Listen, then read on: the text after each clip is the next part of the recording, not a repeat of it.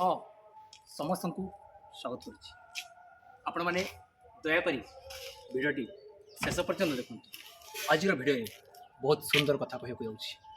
ହଁ ବନ୍ଧୁ, ଯେ ଯେଉଁ କ୍ୱେଶ୍ଚିନ୍ଟି ଆପଣଙ୍କୁ ପଚାରିଥିଲି, ଯେଉଁମାନେ ଇନଷ୍ଟାରେ ଦେଖିଛନ୍ତି ଯେ ସ୍ୱାମୀର ବଡ଼ ଭାଇକୁ କାହିଁକି ଛୁଅନ୍ତି ନାହିଁ ଆଉ ସ୍ତ୍ରୀର ବଡ଼ ଭଉଣୀ କାହିଁକି ଛୁଅନ୍ତି ନାହିଁ।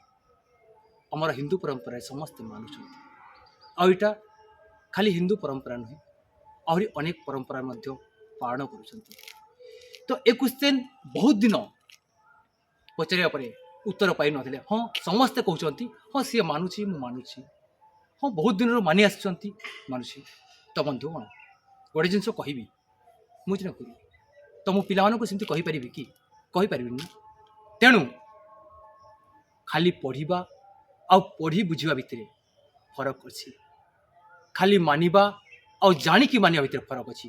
ତେଣୁ ଏଇ କଥାଟି ଖୋଜୁ ଖୋଜୁ ବହୁତ ଦିନ ପରେ ଏହାର ଉତ୍ତର ପାଇଲି। ତେଣୁ ଯେଉଁମାନେ ଏ ଭିଡ଼ିଓରେ ସବୁଦିନ ରହୁଛନ୍ତି, ମୁଁ ନିଶ୍ଚୟ ଆପଣଙ୍କୁ କହିବି। କିନ୍ତୁ ମନେ ଅଛି ନା ବନ୍ଧୁ, ଆଜି ହେଉଛନ୍ତି ପଣା ସଂକ୍ରାନ୍ତି, ଠିକ୍ ନା? ମୁଁ ବି ପଣ କରିଛି।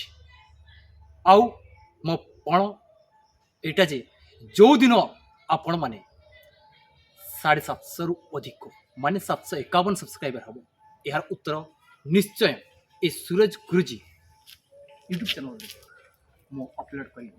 ଆଉ ସେଇ ଉତ୍ତରଟି ଆପଣ ନିଶ୍ଚୟ ପାଇବେ। ତ ସେତିକି ଦିନ ପର୍ଯ୍ୟନ୍ତ ଆପଣଙ୍କୁ ଅପେକ୍ଷା କରିବାକୁ ପଡ଼ିବ। ଧନ୍ୟବାଦ।